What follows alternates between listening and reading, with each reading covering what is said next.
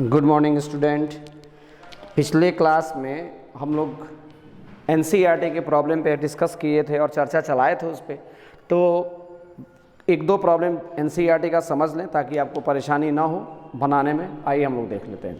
एक क्वेश्चन हम लोग का था वहाँ पे ऑर्थो ब्रोमो, ऑर्थो पे है और ऑर्थो ब्रोमो C6H4 आ गया, C6H4 CH CH3 CH2 CH3। ये एक्सरसाइज 10.1 का ये है। तो यहाँ पे आ जाएंगे तो ये बेंजीन हो गया। बेंजीन का फार्मूला क्या है? C6H6 होता है। उसमें से एक हाइड्रोजन निकालेंगे, ये बन जाएगा C6H5 बन जाएगा। और C6H5 इज कॉल्ड क्या कहलाता है? फिनाइल कहलाता है ना। C6H5 इज कॉल्ड फिनाइल कहलाता है। Ortho position, Meta position and para position. Suppose कीजिए कि यहाँ पे दोनों हाइड्रोजन था, ऑर्थो पे था, तो यहाँ से दोनों हाइड्रोजन को मैंने निकाल दिया तो ये क्या हो गया? मेरा ऑर्थो बन गया। ये दोनों हाइड्रोजन निकल गया तो ये क्या बन गया? मेटा बन गया। और यहाँ से दोनों हाइड्रोजन को मैंने निकाल दिया, प्रभु मैंने निकाल दिया, तो इसको क्या बोलेंगे? पैरा पोजीशन बोलेंगे। अब यहाँ पे आ जाएंगे तो ऑर्थो पे ब्रोमीन आ गया ना, ऑर्थो पे ब्रोमीन आ गया। और उसके बाद ये CH आएगा, ध्यान से समझिएगा, CH आएगा। CH के ऊपर यहाँ पे क्या है? CH3। और फिर यहाँ पे अगर हम आएंगे तो ये आ जाएगा CH2 एंड ये क्या आ जाएगा? CH3 आएगा। यही क्वेश्चन था ना? हाँ, यही क्वेश्चन था। तो अब यहाँ पे अगर मान लेंगे, पूछेगा कि इसका नोमेनक्लेचर कीजिए। आसान है नोमेनक्लेचर, इसको समझना था। C6H4 का मतलब ये हुआ, ये हुआ, ये हुआ, यानी ये तीनों जो फॉर्मूला है वो किसका फॉर्मूला है? C6H4 का फॉर्मूला है। हो गया यहाँ पे। अब C6H4 का जब फार्मूला हम लोग निकाल दिए तो अब इसी से क्या करना है? तो अब ऑर्थो पोजीशन पे जोड़ना है तो हम ऑर्थो पोजीशन पे जोड़ देंगे, मेटा पोजीशन पे जोड़ना है तो मेटा पोजीशन पे जोड़ेंगे, पैरा पोजीशन पे जोड़ना है तो पैरा पोजीशन पे जोड़ेंगे। ऑर्थो पे मैंने जोड़ दिया, ये 1 जाएगा और ये क्या हो जाएगा? 2 आ जाएगा। तो 1 पे ब्रोमीन हो गया तो इसका नाम क्या हो जाएगा? 1 ब्रोमो। मैंने आपको बताया था कि ब्रांच जब खुद अपने आप में ब्रांच बनाता है तो उसका नोमेनक्लेचर स्मॉल ब्रैकेट में किया जाता है, मैंने आपको बताई थी। तो यहाँ पे बोले थे ना कि पिछले ही क्लास में तो मैंने इसकी चर्चा चलाई थी कि इसको जहाँ पे ये जुड़ेगा उसको 1 प्राइम, ये क्या हो जाएगा? 2 प्राइम, और ये 3 प्राइम हो जाएगा। तो 1 प्राइम पे मिथाइल है, ये 2 पे है ना, तो यहाँ पे हम 2 लगा देंगे। और 1 प्राइम पे मिथाइल है तो इसका नाम क्या हो जाएगा? 1 प्राइम मिथाइल। 1 प्राइम अगर नहीं समझ में आ रहा है, चलिए तो इसको दूसरे तरीक़ा से तो कर सकते हैं ना। 1 प्राइम पे क्या है? इसको भूल जाइए थोड़ी देर के लिए। 1 प्राइम है, ये 1 प्राइम है, 1 प्राइम। तो 1 प्राइम पे कौन है? मिथाइल। तो यहाँ पे लिखिए अपने मन से 1 प्राइम मिथाइल। हो गया 1 प्राइम मिथाइल। और मीथेन, इथेन, प्रोपेन, तो प्रोपेन से क्या बन जाएगा? प्रोपाइल। तो 1 प्राइम मिथाइल, 1 प्राइम मिथाइल, और ये हो जाएगा प्रोपाइल। और ये सारा का सारा किस पोजीशन पे जुड़ा है? दूसरे पोजीशन पे ना, सेकंड पोजीशन पे ना, तो यहाँ पे हम सेकंड लगा देंगे। हो गया। तो 1 प्राइम मिथाइल प्रोपाइल हो गया। और ये क्या है मेरा? बेंजीन। तो अब यहाँ पे क्या लगा देंगे? बेंजीन। बहुत आसान है, आसानी से आपका 10.1 में ये क्वेश्चन दिया हुआ है, आप लोग बना लेंगे। उसके बाद से पूछेगा ये किस प्रकार का हैलाइड है। तो देखिए मैंने पिछले क्लास में डिफ्रेंसिएशन बताई थी, क्लासिफिकेशन बताई थी। तो यहाँ पे हम बोल सकते हैं ना कि ब्रोमीन, ऑर्थो पर ब्रोमीन जो है वो डायरेक्टली बेंजीन रिंग से जुड़ा हुआ है, इसीलिए इसको हम लोग क्या बोलेंगे? Aryl halide, aryl halide, aryl halide. Next question एक और देख लेते हैं। नेक्स्ट क्वेश्चन में एक और क्वेश्चन में आएंगे, ये देखेंगे। 9th क्वेश्चन में देखिए, 9th में क्या कह रहा है? मेटा कह रहा है। आइए ना देखिए यहाँ पे 9th में कह रहा है कि मेटा है। मेटा के बाद मेटा लिखा है, मेटा के बाद क्लोरीन CH2, मेटा के बाद यहाँ पे क्लोरीन लिखा है, फिर CH2 लिखा है, C6H4 लिखा है, शायद C6H4 लिखा है, और उसके बाद से लिखा है CH2CH और 3 CH3 है, CH2CH और 3 CH3 है। यहाँ पे आ जाएगा CH2CH और इस पे क्या? CH2C, और इस पे आपका 3 CH3। रुकिए एक बार और देख लो क्वेश्चन को। मेटा पे CH2 हो गया C, और C पे क्या हो जाएगा? 3 CH3 है। ये हो गया। चलिए अब इसका नोमेनक्लेचर करना है। कैसे करेंगे? मैंने क्या बोला? C6H4 बेंजीन का पार्ट है, यहाँ पर भी C6H4 बेंजीन का पार्ट है। जहाँ पर भी C6H4 दिखाई देगा और अगर उसमें ऑर्थो मेटा लगाया है यानी वो बेंजीन का ही पार्ट होगा। तो बस यहाँ से इसको पकड़िएगा, पहले इसको पकड़ना है। बेंजीन के पार्ट को मैंने लिख दिया, हो गया।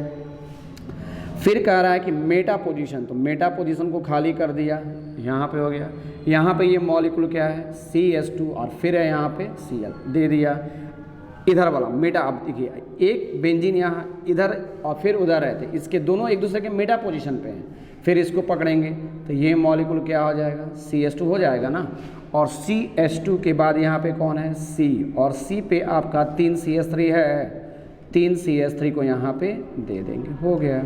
अब हम लोग करेंगे यहाँ पे, तो जहाँ पे CH2 C है, CH2 C है, ठीक है। अब यहाँ पे आ जाएगा तो यहाँ से क्या करेंगे, नंबरिंग करना है। तो हैलोजन ग्रुप यहाँ पे है, ये भी एक है, ये भी एक है, हैलोजन से चलेंगे हम, तो ये 1 हो जाएगा, 2 हो जाएगा, 3 हो जाएगा। रुकिए 3, और मैंने बोला था कि ब्रांच जब खुद अपने आप में ब्रांच बनाता है तो उसका नोमेनक्लेचर है स्मॉल ब्रैकेट में किया था या अलग से भी करेंगे यहाँ पे। तो पहले अलग से कर लें, जहाँ पे ये बेंजीन से जुड़ा है उसी को क्या बोलेंगे 1 प्राइम, ये मेरा क्या हो जाएगा 2 प्राइम, और ये मेरा क्या हो जाएगा 3 प्राइम। यहाँ पे आ जाएंगे ना।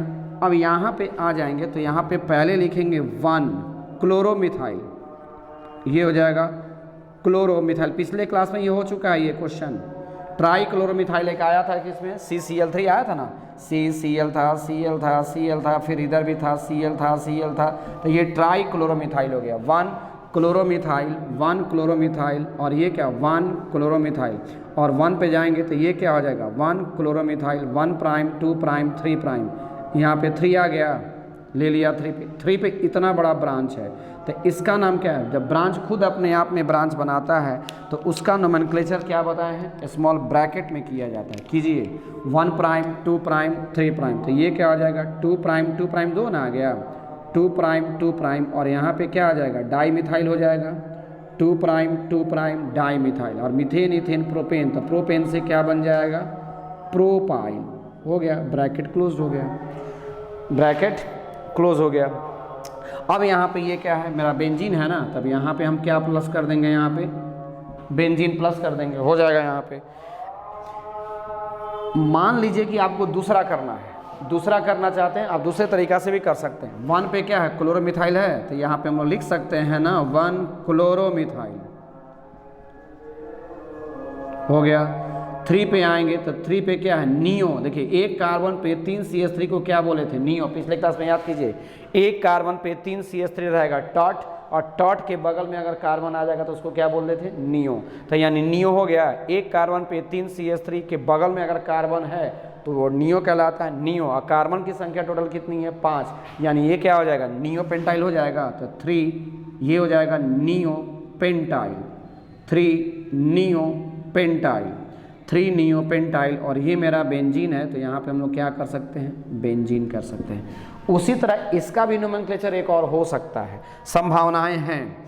इसमें क्या हो जाएगा आएंगे 1 पे ब्रोमीन है ना। अच्छा ये किस प्रकार का हैलाइड है, तो देखिए ये बेंजीन, इसमें डायरेक्टली ब्रोमीन जो है हैलोजन जो है डायरेक्टली बेंजीन से अटैच था, तो मैंने एराइल हैलाइड वो लिखवाया था। और इसमें तो बेंजीन क्लोरीन जो है sp3 कार्बन से अटैच है, और sp3 कार्बन मेरा बेंजीन से अटैच है, यानी ये मेरा क्या हो जाएगा बेंजाइल हैलाइड कहलाएगा।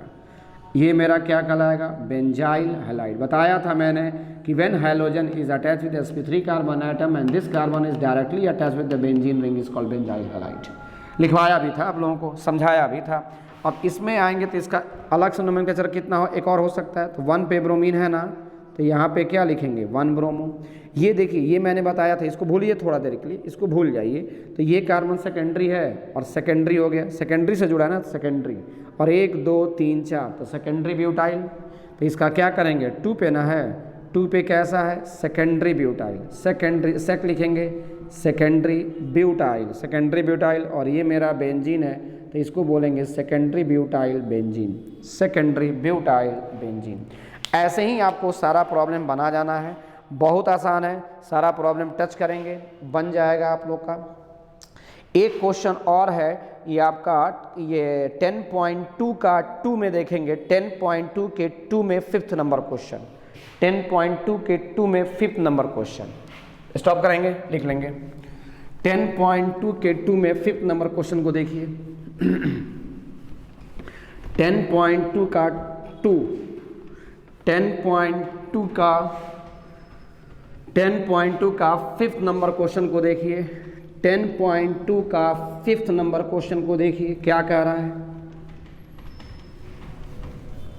आएंगे, उसमें कह रहा है, पहला कह रहा है क्या, उसमें 5th नंबर में 10.2 का एक्सरसाइज में बता रहा हूँ। तो यहाँ पे लिखा है, पहला लिखा है CH3, CH3 के बाद P लिखा है, CH3 के बाद C लिखा, सॉरी CH3 के बाद C लिखा है, और C के बाद फिर आपका लिखा है वहाँ पे P क्लोरीन, P क्लोरीन, और P क्लोरीन के बाद यहाँ पे C6H4 लिखा है। तो यहाँ पे आ जाएगा C6H4, ब्रैकेट क्लोज्ड है, और फिर वहाँ पे लिखा है 2, यहाँ पे हो गया 2 हो गया। फिर लिखा है CH पे कौन है, Br है, तो यहाँ पे चलेंगे CH, और CH पे यहाँ पे ब्रैकेट में Br लिखा है, और फिर लिखा है आपका CH3, CH पे Br है और फिर लिखा है CH3, CH पे Br है और फिर लिखा है CH, ठीक है।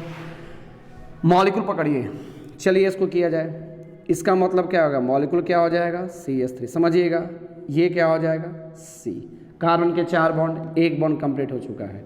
इधर आएंगे तो मान लेंगे कि यहाँ पे देखेंगे पैरा, C6H4 का मतलब बेंजीन, तो इसका C6H4 का मतलब बेंजीन ऐसे बनाएंगे और जोड़ दिया ना इससे, और इसका पैरा तो ये कहलाएगा, और पैरा पे कौन है, पैरा पे क्लोरीन है, पैरा पे क्लोरीन कर देंगे।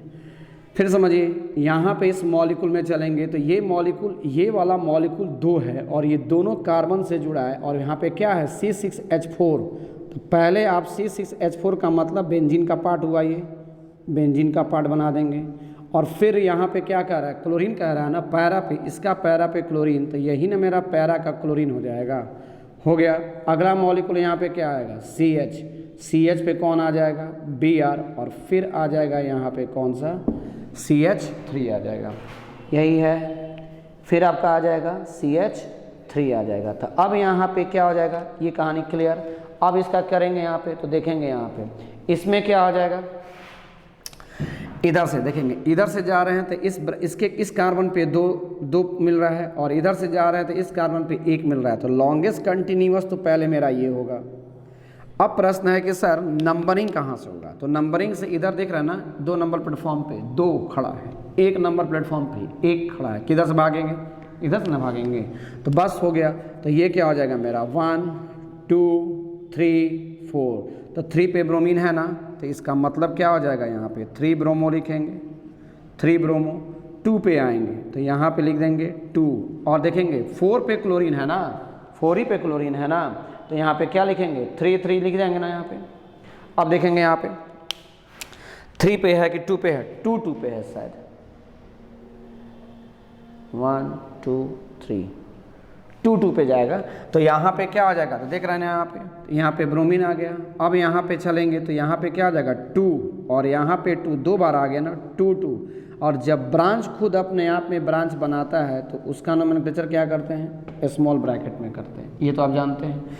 अब यहाँ पे क्या लगाएंगे, जब ब्रांच खुद अपने आप में ब्रांच बना लिया तो यहाँ पे डाई नहीं लगाते हैं, यहाँ पे हम लोग 20 लगाते हैं, तो यहाँ पे हो जाएगा 20, 2 2 2 2 20, और ये क्लोरीन है ना, क्लोरोफिनाइल, 2 2, ये 2 यहाँ पे, ये 2 यहाँ पे, 2 बार आया तो डाई नहीं लगाएंगे, 20 लगाएंगे, और इसको क्या बोलेंगे हम लोग, पैरा क्लोरोफिनाइल, या 4 पे जा रहा है तो 4 पे जाएगा तो क्या बोलेंगे 4 क्लोरोफिनाइल, 4 क्लोरोफिनाइल भी बोल सकते हैं।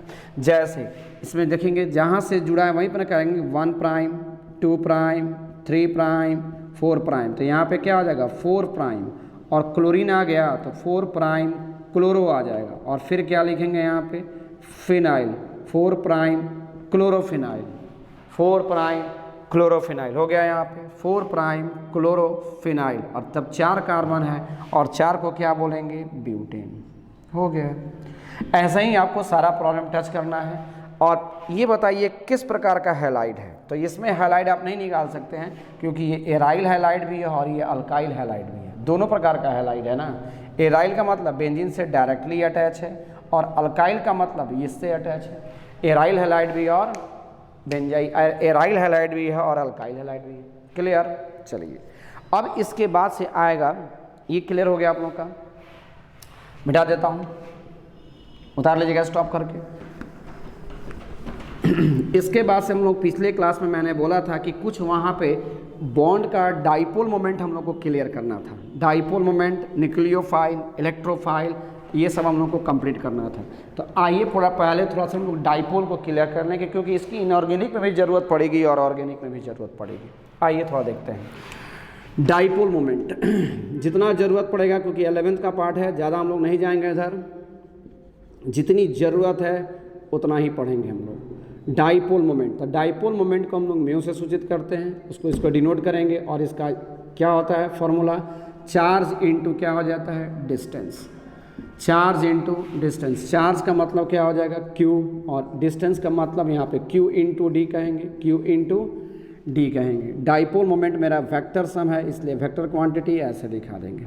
ये क्लियर हो गया आपका। अब इधर आ जाएंगे, यहाँ पे डाटा किसी भी मॉलिक्यूल का डाइपोल निकालना हो तो बॉन्ड को पोलर होना जरूरी होता है। पहला पॉइंट हो गया ये। दूसरा पॉइंट में आएंगे तो जैसे मान लेंगे कि डाइपोल में क्या होता है, जैसे मान लेंगे कि HCl आया, तो मैंने पिछले क्लास में जस्ट इसके पीछे वाले लेक्चर में मैंने आपको क्लोरीन की इलेक्ट्रोनेगेटिव बताई थी कि क्लोरीन ज़्यादा इलेक्ट्रोनेगेटिव है हाइड्रोजन से। तो जब क्लोरीन ज़्यादा इलेक्ट्रोनेगेटिव है हाइड्रोजन से, तो ये क्लोरीन क्या करेगा, ये दोनों इलेक्ट्रॉन को जो बीच में रहना चाहिए था अपनी तरफ शिफ्ट कर लेगा। यानी इलेक्ट्रॉन का मूवमेंट हाइड्रोजन से क्लोरीन की तरफ गया है, तो इलेक्ट्रॉन का मूवमेंट इधर ना है, इसीलिए डाइपोल का मूवमेंट भी इधर ही जाएगा। डाइपोल का मूवमेंट भी इधर ही जाएगा। यानी डायरेक्शन ऑफ डाइपोल, याद रखेंगे, डायरेक्शन ऑफ डाइपोल हमेशा direction of dipole towards, direction of dipole towards, direction of dipole towards किधर हो जाएगा, more electronegative atom, more electronegative atom. दो क्वेश्चन इसमें दिया है, उसी क्वेश्चन की बाउंड्री तैयार कर रहे हैं आपके लिए। पहला हो गया मोर इलेक्ट्रोनेगेटिव एटम की तरफ जाएगा। जैसे मान लेंगे कि अगर अमोनिया आया, तो अमोनिया में अगर हम मान लेंगे कि देखेंगे, ये पी ब्लॉक में भी पढ़ना है आप लोग को, अभी से सीखिए यहाँ से, क्योंकि सारा केमिस्ट्री फिर वहाँ पे आएगा, हम लोग रिवीजन कर लेंगे, कोई दिक्कत नहीं है। यहाँ पे आएंगे, अमोनिया आ गया ना, तो अमोनिया को अगर हम ऐसे लिखते हैं ज़्यादा अच्छा लगेगा, H यहाँ पे दे देते हैं, यहाँ पे दे देते हैं, यहाँ पे दे देते हैं, और एक लोन पेयर है ना, तो एक लोन पेयर को मैं ऐसे कर देता हूँ। कोई कहेगा सर NF3 ले लीजिए, तो फ्लोरीन में नहीं ले, यहाँ पे ले लेंगे फ्लोरीन, फिर यहाँ पे फ्लोरीन, और इसका ले लेते हैं। अब कोई कहेगा कि सर इसका डाइपोल बताइए, समझिएगा, डाइपोल समझने की कोशिश कीजिएगा।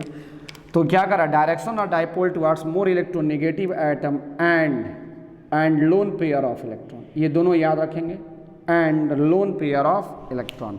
तो इसमें लोन पेयर कहाँ है, ऊपर है ना, तो लोन पेयर की तरफ इसका जाएगा। यानी इसका डाइपोल जो जाएगा, इसका डाइपोल ऊपर जाएगा, इधर जाएगा, लोन पेयर ऊपर है, इसका डाइपोल ऊपर जाएगा। इन दोनों में कौन ज़्यादा इलेक्ट्रोनेगेटिव है, नाइट्रोजन। क्यों, क्योंकि नाइट्रोजन की इलेक्ट्रोनेगेटिविटी पहले ज़्यादा थी, इसमें 3 एटम है ना, तो इसमें फ्लोरीन आएगा, फ्लोरीन के बाद नाइट्रोजन आएगा, नाइट्रोजन के बाद हाइड्रोजन आएगा। अब इसमें पहले इन तीनों का याद कीजिए, पिछले क्लास में हुआ था सबसे मोस्ट नेगेटिव एटम 4.0, इसका जो था 3.0, और हाइड्रोजन का था कितना 2.1। इसको याद रखेंगे, थोड़ा ज़रूरत पड़ती है कभी कभी इसकी बहुत। तो यहाँ पे आ जाएंगे, यहाँ पे नाइट्रोजन है ना, तो नाइट्रोजन अपनी तरफ इलेक्ट्रॉन खींचेगा, तो जब नाइट्रोजन अपनी तरफ इलेक्ट्रॉन खींचेगा तो इसका डाइपोल तो नाइट्रोजन की तरफ जाएगा, इसका डाइपोल इधर चला गया, इसका भी डाइपोल कहाँ जाएगा, ऊपर जाएगा, इसका भी डाइपोल कहाँ जाएगा, ऊपर जाएगा। इसके केस में कौन ज़्यादा इलेक्ट्रोनेगेटिव है, देखिए फ्लोरीन ज़्यादा इलेक्ट्रोनेगेटिव है, फ्लोरीन ज़्यादा इलेक्ट्रोनेगेटिव है नाइट्रोजन से, तो फ्लोरीन अपनी तरफ डाइपोल को खींचेगा, इसका डाइपोल नीचे जाएगा और इसका डाइपोल नीचे जाएगा। ये क्लियर हो गया। जिधर मोर इलेक्ट्रोनेगेटिव एटम होगा उधर ही आपका डाइपोल जाता है। तो इसके केस में अगर हम लोग देखेंगे तो कोई पूछेगा कि डाइपोल मोमेंट का क्या होगा, तो सारा का सारा डाइपोल तो ऊपर जा रहा है, सारा का सारा डाइपोल तो ऊपर जा रहा है, यानी कुछ ना कुछ डाइपोल तो है, सब मिल करके वेक्टर सम इक्वल, ये जीरो तो नहीं हो रहा है, सारा एक दूसरे की मदद ही कर रहा है, यानी dipole moment is not equals to zero. जब भी मॉलिक्यूल डाइपोल अगर जीरो नहीं होगा, यानी बॉन्ड कैसा होगा, पोलर होगा, उसको याद रखेंगे। इसमें भी क्या है, एक ऊपर है और 3 वेक्टर सम नीचे है, यानी तीनों बराबर चारों बराबर तो हो नहीं सकता। ये लोन पेयर का डाइपोल तीनों बॉन्ड पेयर की बराबरी नहीं कर सकता है, यानी यहाँ पर भी dipole moment is not equals to zero. Dipole zero नहीं है, इसका मतलब जब भी डाइपोल जीरो नहीं होगा तो डाइपोल जीरो नहीं है, इसका मतलब क्या, डाइपोल का मतलब क्या होता है, Q into D, Q into D मतलब जीरो नहीं है। डिस्टेंस तो कभी जीरो हो नहीं सकता है ना, Q into D not equals to zero, तो डिस्टेंस तो कभी मेरा जीरो हो नहीं सकता। तो यहाँ पे क्या है, यहाँ पे चार्ज है यहाँ पे, यानी चार्ज मेरा क्या हो जाएगा, डिस्टेंस जीरो हो नहीं सकता, हमको जीरो करना भी नहीं है। यानी समझिएगा यहाँ पे जब यहाँ पे आ जाएंगे तो इसका मतलब क्या हो जाएगा, ये मॉलिक्यूल कैसा हो जाएगा, पोलर हो जाएगा। ये भी मॉलिक्यूल क्या होगा, पोलर।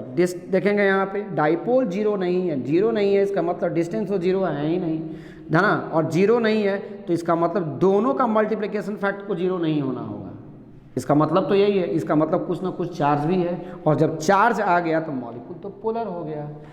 क्लियर, मॉलिक्यूल कैसा हो जाएगा, पोलर हो जाएगा। इसमें भी देखेंगे डाइपोल जीरो नहीं है, इसका मतलब डाइपोल जीरो नहीं है, यानी Q इंटू डी का प्रोडक्ट जीरो नहीं है। डिस्टेंस में कभी भी बॉन्ड लेंथ कभी जीरो हो नहीं सकता, और ये मेरा जीरो होगा भी नहीं, क्योंकि दोनों मिल करके ना जीरो नहीं करना है, जीरो नहीं हो सकता है, यानी दोनों में, क्योंकि अगर एक जीरो रहेगा तब ना किसी को मल्टीप्लिकेशन करेंगे तो जीरो हो जाएगा, इसलिए दोनों का दोनों यहाँ पे जीरो नहीं है। सेंस चार्ज मेरा जीरो नहीं है, और चार्ज जीरो नहीं है यानी मॉलिक्यूल कैसा हो गया, पोलर हो गया। याद रखेंगे थोड़ा।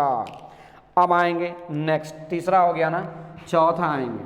चौथा के केस में थोड़ा वाटर में ले लेते हैं। वाटर में आएंगे H2O होता है ना, H2O में अगर हम देखेंगे तो यहाँ पे आ जाएगा H, ये हो जाएगा O, और ये क्या हो जाएगा H। थोड़ा नीचे लिखते हैं, पता नहीं, रुकिएगा थोड़ा सा देख लें वीडियो सही तो आ रही है। चलो ठीक है ठीक है ठीक है, थोड़ा सा इसको इधर करते हैं, अब मैं देखूं। चलो ठीक है, अब यहाँ पे आ जाएंगे, यहाँ पे समझिएगा। अब वाटर का केस आ गया, तो वाटर के केस में अगर हम आएंगे तो H2O होता है ना, इसके बीच का बॉन्ड एंगल कितना होता है, 104 डिग्री। तो यहाँ पे क्या आ जाएगा, यहाँ पे लोन पेयर ऐसे जाएगा, यहाँ पे लोन पेयर ऐसे जाएगा। याद कर लेंगे। अमोनिया, अमोनिया की बेचारा ने दी, बाद में आएगा तो हम लोग देख लेंगे।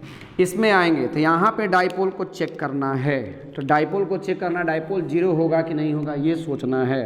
तो मैंने क्या बताया था, जिधर लोन पेयर होगा डाइपोल उधर ही जाएगा। तो इसका लोन पेयर इधर है, डाइपोल इधर जाएगा।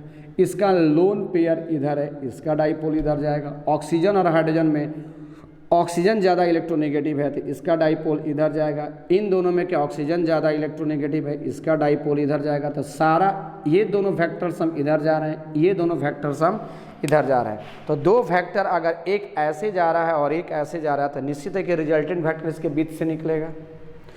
एक वेक्टर सम इधर जा रहा है और एक वेक्टर सम इधर जा रहा है, उसके भी रिजल्टेंट फैक्टर इधर से जाएगा। तो उसी तरह यहाँ पर भी है, यानी रिजल्टेंट फैक्टर जो जा रहा है, रिजल्टेंट फैक्टर जो जा रहा है वो ऊपर की तरफ जा रहा है, यानी डाइपोल मेरा जीरो नहीं है। यानी यहाँ पर भी क्या लिखेंगे, dipole moment is not equals to zero. और जब मॉलिक्यूल का डाइपोल जीरो नहीं होता है तो यानी वो मॉलिक्यूल कैसा होता है, पोलर होता है। क्लियर। ये क्वेश्चन बनाने के लिए बाउंड्री में तैयार कर रहा था। आइए अब हम लोग क्वेश्चन में चलते हैं। चलिए, जो एनसीईआरटी में क्वेश्चन दिया हुआ है अब वो देखना पड़ेगा कौन सा क्वेश्चन में है, एनसीईआरटी देखना पड़ेगा। वो शायद 10.4 नंबर क्वेश्चन है, 10.4 में यही है, 10.4 में यही है, which of the following is the dipole moment. आइए ना, उससे मतलब नहीं है, आप लोग क्वेश्चन खोज लेंगे वहाँ पे। यहाँ पे पहला मॉलिक्यूल ले रहे हैं CH3Cl, बी में ले रहा हूँ इसको, एक अगला क्वेश्चन हो गया, ये कौन था, थर्ड पॉइंट था ना, ये हम लोग का फोर्थ पॉइंट हो जाएगा। ए में आ गया CH3Cl, बी में आ जाएगा CH2Cl2, सी में आ जाएगा, एक एक क्लोरीन को बढ़ाते जाइए, CHCl3, और डी में आ जाएगा CCl4, सी, और ये हो जाएगा डी, डी में आ गया सी। मैंने बताया था पिछले क्लास में CCl4 कैसा होता है, फायर एक्सटिंग्विशर, आग बुझाने में काम आता है। और कहाँ कहाँ, जितने सारे इलेक्ट्रिकल एप्लायंसेस में, और साथ साथ अल्कली मेटल के द्वारा जो आग लगता है उसको बुझाया जाता है। ये क्या है मेरा, anaesthetic during surgery, anaesthetic during surgery, this is called chloroform. Revision जरूरी है। इसमें आएंगे, अब चारों का हम लोग देखेंगे। अब यहाँ पे एक मॉलिक्यूल, मैंने बहुत पिछले क्लास से ही मैंने आपको बता रहा हूँ कि जब भी किसी मॉलिक्यूल का 4 सिग्मा रहेगा वो sp3 होगा। देखेंगे इसको ट्रिकली कैसे बनाएंगे। सी कर देंगे, एक क्लोरीन है ना, एक क्लोरीन को ऊपर रख दीजिएगा, फिर एक हाइड्रोजन यहाँ जाएगा, एक हाइड्रोजन यहाँ जाएगा, एक हाइड्रोजन यहाँ जाएगा, ये हो गया। इसमें आएंगे C, एक Cl तो ऊपर चला गया, चलिए 2 Cl है ना, CH2Cl2, 2 Cl है ना, एक Cl को यहाँ रख दूंगा, 2 हो गया। ये क्या आ जाएगा, यहाँ पे कौन आएगा, हाइड्रोजन, और फिर यहाँ पर भी कौन आएगा, हाइड्रोजन। इसमें आएंगे कितना Cl है, 3 Cl ना, एक Cl इधर जाएगा, एक Cl इधर जाएगा, एक Cl इधर, 3 Cl हो गया, 3 Cl, और यहाँ पे कौन आ जाएगा, हाइड्रोजन आ जाएगा। CCl4 का केस है, C इधर क्या आ जाएगा, एक क्लोरीन इधर, एक क्लोरीन इधर, एक क्लोरीन इधर, एक क्लोरीन। क्लियर हो गया। चारों सिग्मा है, चारों sp3 है। डाइपोल मोमेंट का रूल कहता है कि यदि किसी मॉलिक्यूल, समझिएगा पहले, डाइपोल मोमेंट का रूल कहता है कि यदि किसी मॉलिक्यूल के सेंटर में लोन पेयर अगर नहीं है, पहला पॉइंट, लोन पेयर नहीं है, और दूसरा चारों तरफ पेरीफेरी जो एटम अगर सेम है, देखिए यहाँ पे चारों क्लोरीन ही है, तो उसका डाइपोल 0 होता है, उसका डाइपोल 0 होगा। सारे के बीच का बॉन्ड एंगल भी इक्वल है, क्योंकि मैंने पिछले क्लास से मैं इसको रिपीट कर रहा था, 109 डिग्री 28 मिनट 109.5 डिग्री, इसमें भी है, इसमें भी है, इसमें भी है, इसमें भी है। तो यहाँ पे अलग आएंगे तो देखिए, तब इसमें डिफरेंट टाइप ऑफ बॉन्ड, एक कार्बन का हाइड्रोजन के साथ है, कार्बन का क्लोरीन के साथ है, इसमें कार्बन का केवल क्लोरीन के साथ है, तो सिमिलर टाइप ऑफ बॉन्ड। इसमें क्या है, डिसिमिलर टाइप ऑफ बॉन्ड, इसमें भी क्या है, डिसिमिलर टाइप ऑफ बॉन्ड, इसमें भी क्या है, डिसिमिलर टाइप ऑफ बॉन्ड। यानी इसमें भी डाइपोल होगा, इसमें भी डाइपोल होगा, इसमें भी डाइपोल होगा, लेकिन इसका डाइपोल नहीं होगा क्योंकि सिमिलर टाइप ऑफ बॉन्ड है। क्लियर। सब ये 11th के पार्ट है, थोड़ा हम रिकॉल कर लें तो बेहतर होगा। अगर आपको प्रॉब्लम हो रही है, वीडियो को स्टॉप करके मैं जो बोला उसको आप लिख लेंगे। यहाँ पे आएंगे तो क्लोरीन, अब समझेंगे क्लोरीन ज़्यादा इलेक्ट्रोनेगेटिव है किससे, कार्बन से। तो जब क्लोरीन ज़्यादा इलेक्ट्रोनेगेटिव है कार्बन से, तो निश्चित है इसका डाइपोल ऊपर जाएगा, दे दिया ऊपर में।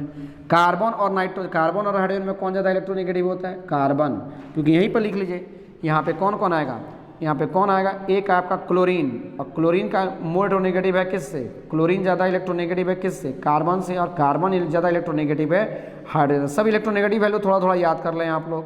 इसका कितना हो जाएगा 3.0, नाइट्रोजन के बराबर चलता है ये दोनों का। इसका कितना होता है 2.5, और इसका होता है मेरा 2.1। क्लियर। तो यहाँ पे आएंगे तो इसका डाइपोल इधर जा रहा है, हर कार्बन ज़्यादा इलेक्ट्रोनेगेटिव है ना, इसका डाइपोल इधर जा रहा है, इसमें इसका डाइपोल इधर जा रहा है, इसमें इसका डाइपोल इधर जा रहा है। क्लियर। इसमें आएंगे, देखेंगे यहाँ से इसको पकड़ने की कोशिश कीजिएगा। यहाँ से सिमिलर देखिए, इसका डाइपोल ऊपर गया, चलिए ये भी सिमिलर मैच कर रहा है, चलिए ये भी मैच कर रहा है, तीनों सपोर्ट कर रहा है ना एक दूसरे को, चलिए। लेकिन यहाँ पे ये ऊपर में जा रहा है और ये इसको सपोर्ट कर रहा है, और ये यहाँ पे जस्ट लाइक को क्या कर रहा है, विड्रॉल, खींच लिया उसको अपनी तरफ। तो इसमें देखेंगे तो सारा का सारा डाइपोल ऊपर जा रहा है, सारा का सारा डाइपोल ऊपर जा रहा है, यानी इसका कुछ ना कुछ डाइपोल तो होगा। मान लिया कि ये डाइपोल का ये मैग्नीट्यूड है, यानी dipole moment is not equals to 0। समझिएगा मैं क्या लिख रहा हूँ, dipole moment is not equals to 0। 0 नहीं है, 0 तो नहीं है, ये तो तय लग रहा है, कुछ ना कुछ तो है। तो यहाँ पे मान लिया कि इसका डाइपोल इतना है। इसमें क्या हुआ है, इसमें भी देखिए 3 ऊपर जा रहा है और एक इसका विरोध कर रहा है, यानी dipole moment is not equals to 0। इसमें भी हो रहा है, लेकिन इसमें अगर हम देखेंगे तो एक विरोध कर रहा है, तो एक विरोध कर रहा है, इसके कंपैरिजन में सारा का सारा सपोर्ट है और इसमें एक विरोध कर रहा है, यानी इसका डाइपोल इससे थोड़ा कम होगा क्योंकि विरोध बैक साइड में खींच रहा है उसको। तो इसका डाइपोल इससे थोड़ा कम कीजिए, एज्यूम करना होता है डाइपोल को, कर लिया यहाँ पे। आइए उस मॉलिक्यूल में चलेंगे, चलिए पहले ऊपर से कंपैरिजन कीजिए, ऊपर से कंपैरिजन करेंगे तो इसका डाइपोल ऊपर जा रहा है, चला गया। इसका डाइपोल देखेंगे एक मैच कर रहा है, इसका डाइपोल ऊपर जा रहा है, ये भी सही है। लेकिन अब इसमें विरोध करने वाले कितने आ गए, 2 आ गए ना प्रभु, 2 आ गए, यानी यहाँ पर भी dipole moment is not equals to 0। But इसका डाइपोल, इसमें कोई खींचने वाला नहीं था, इसमें एक आपका क्या था, विरोध कर रहा था, इसमें दो विरोध करने वाले आ गए। ऊपर जा रहा है, ये दो विरोध कर रहे हैं, नीचे खींच रहे हैं उसको, यानी इसमें एक विरोध था तो डाइपोल इतना था, अब दो विरोध आ गया तो थोड़ा सा डाइपोल कम ना हो जाएगा, थोड़ा सा डाइपोल कम हो जाएगा। इसको मान लिया कितना है, इसमें इसका डाइपोल इतना है, इसमें इसका डाइपोल, इसमें इसका डाइपोल इतना, सब आपका ऑर्डर मिल रहा है। इसमें आएंगे, मैंने क्या बोला था, यदि कोई सेंट्रल एटम सिमिलर एटम से लगा हो, यदि कोई सेंट्रल एटम सिमिलर एटम से लगा हो, सिमिलर एटम से, देख रहे हैं ना, चारों तरफ सिमिलर एटम से लगा और लोन पेयर उस पर अगर नहीं है तो डाइपोल उसका 0 होता है। पढ़ना था 11th में, जानिए इसको। जैसे PCl5 में आएंगे तो PCl5 का पिछले क्लास में नहीं, वो आगे आएगा तो उसका भी डाइपोल 0 होगा, आएंगे वहाँ पे हम लोग चर्चा कर लेंगे। यहाँ पे आएंगे तो इसका डाइपोल कहाँ गया, ऊपर गया, देखिए इसका डाइपोल क्या हो गया, कैंसिल आउट, इसका डाइपोल इधर गया और इसका डाइपोल इधर गया। तो सिमेट्रिकल मॉलिक्यूल है, सिमेट्रिकल मॉलिक्यूल है, और किसी भी सिमेट्रिकल मॉलिक्यूल का डाइपोल क्या होता है, 0 होता है। तो dipole moment is equals to 0। तो अगर अब चारों में मैं डाइपोल को पूछूं कि डाइपोल मोमेंट ऑर्डर क्या होगा, तो डाइपोल मोमेंट ऑर्डर आप बोलेंगे कि सर A का ज़्यादा होगा, उसके बाद किसका होगा, B का ज़्यादा होगा, उसके बाद किसका, C का, और उसके बाद D का। सबसे बेहतर इस क्वेश्चन को याद करने का तरीका है, क्लोरीन बढ़ता जा रहा है, डाइपोल घटता जा रहा है, आसानी से बस इतना ही याद रहेगा, आप काम को कर सकते हैं। नहीं थीम जानना चाहिए, यहाँ पे आप देख सकते हैं। तो अब यहाँ पे अगर हम आएंगे तो यहाँ पे क्या है, ये क्या है, मिथाइल क्लोराइड ना, यानी डाइपोल मोमेंट किसका ज़्यादा होगा, methyl, CH3 is called methyl, और क्लोरीन है तो क्या हो जाएगा, क्लोराइड, यानी मिथाइल क्लोराइड का ज़्यादा होगा। कट तो नहीं रहा है, नहीं कटेगा, मिथाइल क्लोराइड का ज़्यादा होगा। उसके बाद से इसको क्या बोले थे, मिथाइलिन, याद कीजिए, नोमेनक्लेचर हो चुका है। मिथाइल क्लोराइड के बाद किसका हो जाएगा, मिथाइलिन ना, मिथाइलिन डाइक्लोराइड, याद करें ये हो गया nomenclature, methylene dichloride, methylene dichloride.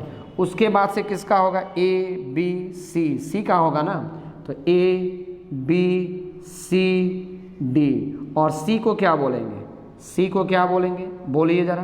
तो C को क्या बोल सकते हैं, यहाँ पे क्लोरोफॉर्म ना, अभी ना मैंने बोला था, इसको क्या बोलेंगे, C का क्या हो जाएगा, क्लोरोफॉर्म का ज़्यादा होगा, क्लोरोफॉर्म का ज़्यादा होगा। और उसके बाद किसका होगा, D का, D को क्या बोले थे, टेट्रा क्लोरोमीथेन, याद करें थोड़ा, टेट्रा क्लोरोमीथेन, मैं बोल रहा हूँ ना, लिख लेंगे वहीं पे, टेट्रा क्लोरोमीथेन, रुकिए देख लो, टेट्रा क्लोरोमीथेन, ये सीक्वेंस ऑर्डर है। जैसे जैसे क्लोरीन बढ़ेगा, ठीक तो है, जैसे जैसे क्लोरीन बढ़ेगा वैसे वैसे डाइपोल क्या हो जाएगा, घटता चला जाएगा, जा रहा है, देखिए तो,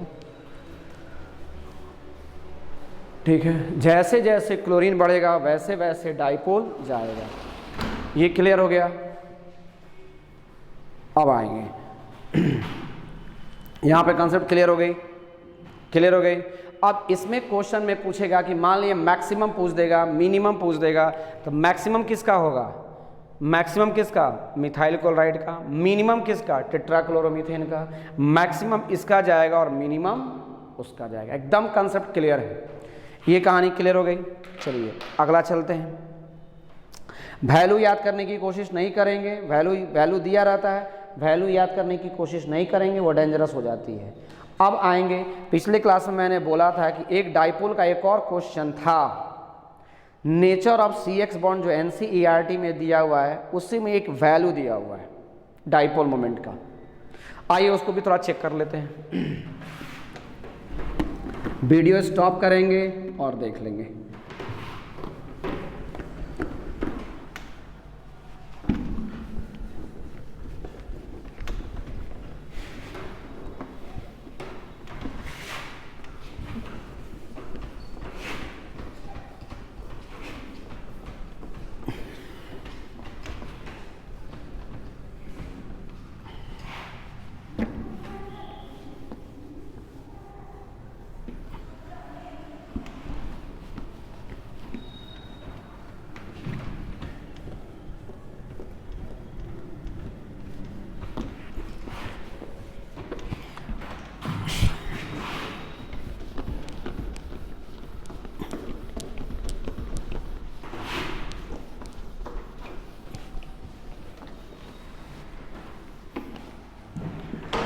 पिछले क्लास में एक यहीं पे वो जहाँ पे nature of C X bond मैंने बताई थी ना, उसी में वो क्वेश्चन है। वो nature of C X bond में ही वो क्वेश्चन छिपा हुआ है। देखेंगे डाइपोल मोमेंट का फॉर्मूला क्या होता है, चार्ज इनटू डिस्टेंस। चार्ज का मतलब क्या होता है, क्यू इनटू डी। जैसे उसमें आएंगे तो एक मॉलिक्यूल मान लेंगे कि यहाँ पे क्या है, एक सी एफ दे दिया था, एक सी सी एल दिया है, एक सी बी आर दिया है और एक सी आई दिया। रुक जाइए थोड़ा सा और अच्छे से लिख देता हूँ। सी एफ हो गया, सी सी एल हो गया, सी बी आर हो गया और सी आई हो गया। कार्बन तो कॉमन फैक्टर है, सी एस थ्री आएगा यहाँ पे, C S three C L, C S three है, C S three C S three C S three, करने की आवश्यकता नहीं है, आप समझिए केवल। फ्लोरीन, तो फ्लोरीन ज़्यादा इलेक्ट्रोनेगेटिव है, तो फ्लोरीन अब इलेक्ट्रोनेगेटिविटी ऑर्डर में आएंगे, ई एन इलेक्ट्रोनेगेटिविटी ऑर्डर, तो फ्लोरीन का ज़्यादा जाएगा। फ्लोरीन के बाद क्लोरीन, क्लोरीन के बाद ब्रोमीन और ब्रोमीन के बाद आयोडीन। फ्लोरीन की इलेक्ट्रोनेगेटिव वैल्यू 4.0, क्लोरीन की इलेक्ट्रोनेगेटिव वैल्यू 3.0, ब्रोमीन की इलेक्ट्रोनेगेटिव वैल्यू 2.8 और आयोडीन की इलेक्ट्रोनेगेटिव वैल्यू 2.5। यानी ऊपर से नीचे जाने पे साइज बढ़ रहा है ना, इसको ऐसे भी समझ सकते हैं। ऊपर से नीचे जाने पे क्या कर रहा है, साइज बढ़ रहा है। ऊपर से नीचे जाने पे क्या हो रहा है, साइज बढ़ा। रुक जाइएगा थोड़ा, ब्रोमीन और यहाँ पे मैं आयोडीन करता हूँ।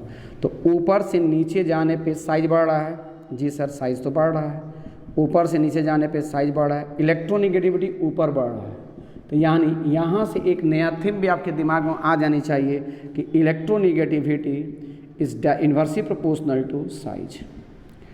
इन्वर्सली प्रोपोर्शनल टू साइज, याद रखिएगा, पी ब्लॉक में ये काम करेगा ये सारा कुछ। तो यहाँ पे अगर हम लोग आएंगे तो ये देखेंगे यहाँ पे, तो मैं डाइपोल के बारे में जानता हूँ सॉरी, डाइपोल मोमेंट के बारे में जानता हूँ। तो यहाँ पे फ्लोरीन ज़्यादा इलेक्ट्रोनेगेटिव है ना, तो ये इलेक्ट्रॉन पेयर को ये क्या करेगा, स्ट्रांगली अपनी तरफ खींचेगा। क्लोरीन थोड़ा कम खींचेगा, ब्रोमीन थोड़ा और कम खींचेगा, आयोडीन थोड़ा बहुत कम खींचेगा। तो यहाँ पे जब हम लोग आएंगे तो कौन ज़्यादा खींच रहा है, फ्लोरीन ना। तो फ्लोरीन जब ज़्यादा खींचेगा तो चार्ज तो उस पर ज़्यादा जाएगा, चार्ज उस पर क्या होगा, ज़्यादा जाएगा। क्यों, क्योंकि फ्लोरीन की इलेक्ट्रोनेगेटिव वैल्यू सबसे ज़्यादा है ना, तो वो क्या करेगा, चार्ज को अपनी तरफ ज़्यादा खींचेगा।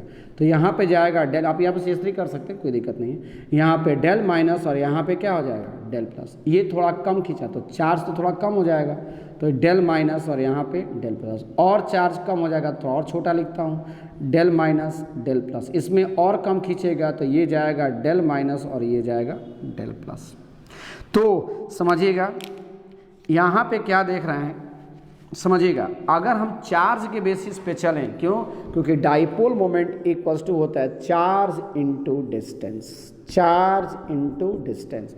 तो अगर मैं चार्ज के बेसिस पे चलूं तो मैं कहूँगा कि CF का सर डाइपोल मोमेंट ज़्यादा होगा किससे, ऑर्डर से। अगर हम डिस्टेंस के बेसिस पे चलूँ तो कहूँगा कि CI का क्या आ जाएगा, ज़्यादा जाएगा किससे, CF से। दोनों के केस में अगर चार्ज के बेसिस पे ये ज़्यादा हो रहा है, डिस्टेंस के बेसिस पे ये ज़्यादा हो रहा है। तो देखा गया क्या यहाँ पे, प्रैक्टिकली इसका देखा गया। यहाँ पे देखिएगा, वहाँ पे NCERT में नेचर ऑफ CX बॉन्ड में वैल्यू दिया हुआ है। तो यहाँ पे डाइपोल मोमेंट इक्वल्स टू, यहाँ पे देखेंगे तो पहले इन दोनों के केस में आते हैं। तो यहाँ पे कौन है, बॉन्ड आ गया CF और यहाँ पे आ गया कौन सा, CCl। सपोज कीजिए इसके बॉन्ड लेंथ को मैं D1 कह रहा हूँ और इसके बॉन्ड लेंथ को मैं D2 कह रहा हूँ। तो यहाँ से यहाँ आने में, यहाँ से यहाँ आने में जितना डिस्टेंस इंक्रीज किया है, यहाँ पे चार्ज तो डिक्रीज कर गया, चार्ज तो डिक्रीज कर गया, क्योंकि देख रहे हैं यहाँ पर डेल माइनस डेल प्लस, लेकिन यहाँ से यहाँ आने में डिस्टेंस मेरा इंक्रीज कर गया। चार्ज मेरा डिक्रीज है और डिस्टेंस मेरा इंक्रीज है, चार्ज मेरा डिक्रीज है और डिस्टेंस मेरा इंक्रीज है। तो देखा गया क्या कि डाइपोल मोमेंट, क्योंकि दोनों का क्यूमुलेटिव इफेक्ट ना है मेरा डाइपोल, तो इसका मतलब क्या है कि अगर चार्ज के बेसिस पे इन दोनों में देखूंगा, इन दोनों की बात, ये दोनों की सही है, इन दोनों की बात देखूंगा तो कहूँगा कि सर फ्लोरीन का डाइपोल मोमेंट ज़्यादा होगा किससे, क्लोरीन से। लेकिन डिस्टेंस को देखूंगा तो कहूँगा कि सर ऐसा तो दिखाई दे रहा है कि आयोडीन का चार्ज सबसे ज़्यादा है डिस्टेंस के बेसिस पे, लेकिन चार्ज निग्लेजेबल हो जाता है, इसका डाइपोल निग्लेजेबल होता है। तो इन दोनों में डिस्टेंस के बेसिस पे चलेंगे तो कहेंगे कि सर CCl का डाइपोल ज़्यादा होगा CF से। तो इसीलिए यहाँ पे क्या गया, हम जानते क्या है कि D2 इज़ ग्रेटर दैन क्या, D1, D2 is greater than D1 होना चाहिए था। तो इसलिए डाइपोल मोमेंट जो आया वो सबसे ज़्यादा किसका आ जाएगा, CCl का। याद रखेंगे CCl का डाइपोल ज़्यादा जाएगा किससे, CF से, और CF का डाइपोल जाएगा, और इन दोनों का ऑर्डर सेम चलेगा, ये क्या हो जाएगा CBr, और तब आ जाएगा Ci। इसलिए कि चार्ज, अगर आप चार्ज के बेसिस पे चलेंगे तो ABCD देंगे, डिस्टेंस के बेसिस पे चलेंगे DC भी देंगे, गलत हो जाएगा। और इसी का वैल्यू दिया हुआ है, इसी का वैल्यू आपके NCERT में नेचर ऑफ CX बॉन्ड में दिया हुआ है। तो यहाँ पे आ जाएगा CCl, उसके बाद से कौन आ जाएगा CF, उसके बाद से कौन आ जाएगा CBr एंड Ci। ये क्लियर हो गया, कोई दिक्कत नहीं, डाइपोल कंप्लीट हुआ इसका। नेक्स्ट क्वेश्चन, अब हम लोग चलते हैं किधर, इलेक्ट्रोफाइल एंड न्यूक्लियोफाइल की तरफ। इलेक्ट्रोफाइल एंड न्यूक्लियोफाइल, पहले उसके कंसेप्ट को हम लोग ले लें तो बेहतर होगा। इलेक्ट्रोफाइल एंड 11th में पढ़ना था लेकिन यहाँ पे पढ़ लें तो बेहतर होगा। Electrophile and nucleophile complete. याद रखेंगे अगर हैलोजन के केस में CCl का डाइपोल ज़्यादा जाता है CF से, CF के बाद CBr, CBr के बाद Ci। एक और चीज़ जान जाइए, इन चारों की इलेक्ट्रोनिगेटिव, इन चारों का जो ऑर्डर है ये इलेक्ट्रॉन एफिनिटी से मैच करता है।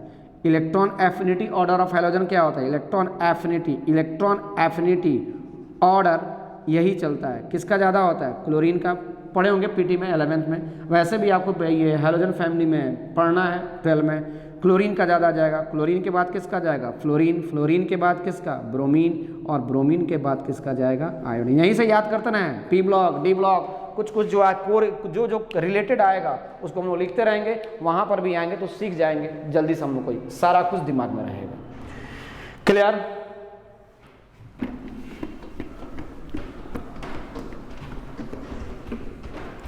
अब नेक्स्ट आएंगे तो हम लोग का नेचर ऑफ CX बॉन्ड क्या हो गया, खत्म हो गया। नेचर ऑफ CX बॉन्ड खत्म हो गया, नेचर ऑफ CX बॉन्ड खत्म। अब हम लोग को पिछले क्लास में एक नई कहानी मिली थी, कौन सा, न्यूक्लियोफाइल। न्यूक्लियोफाइल तो 11th में हम लोग को पढ़ना था न्यूक्लियोफाइल एंड इलेक्ट्रोफाइल। तो आइए पहले हम उसको कंसेप्ट को ले लें, 11th के पार्ट का है लेकिन 12 में इसकी ज़रूरत है, बहुत ज़रूरत है। तो आइए पहले हम लोग सीख लें। आएंगे यहाँ पे, अब यहाँ पे हेडलाइन दे देंगे, concept of electrophile and nucleophile.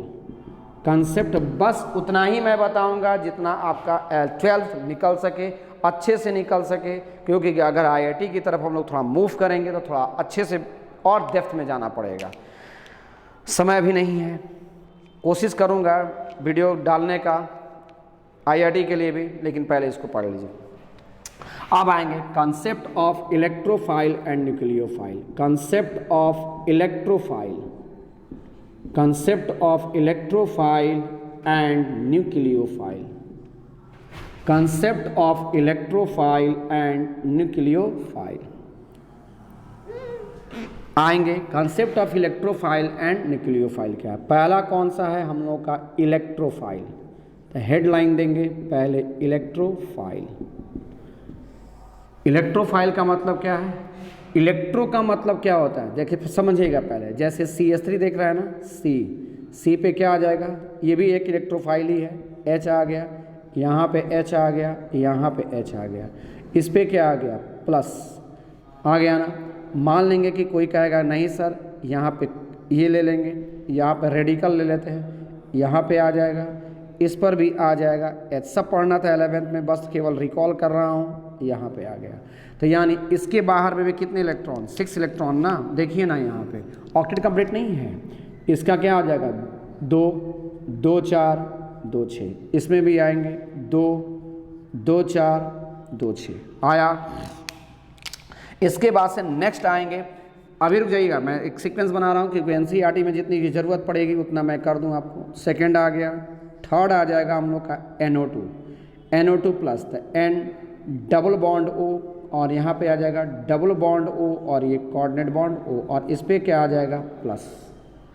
ये भी क्या है मेरा इलेक्ट्रोफाइल। तीसरा चौथा आएंगे, जैसे मान लेंगे कि यहाँ पे कौन आ जाएगा CH3C और यहाँ पे क्या आ जाएगा डबल बॉन्ड, यहाँ पे आ गया डबल बॉन्ड O और इस पे आ जाएगा प्लस। देखिए इसका भी कितना इलेक्ट्रॉन 2 2 4 2 6, केवल अभी दिमाग में रखिए भाई क्या है बाद में बताऊंगा। तो यहाँ पे क्या हो जाएगा, ये भी क्या है इलेक्ट्रॉन डिफिशिएंट कंपाउंड इलेक्ट्रोफाइल। रुक जाइए बिजली चली गई।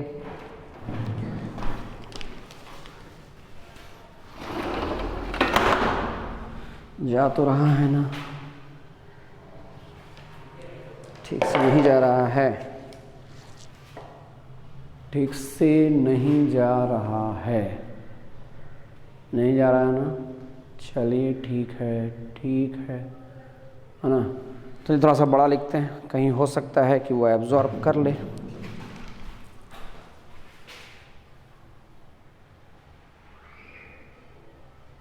नहीं जा रहा है आज, इतना ही पे मैं क्लोज करता हूँ, फिर अगले दिन हम लोग चलेंगे इस पे। बिजली चली गई ना, छोड़ देता हूँ।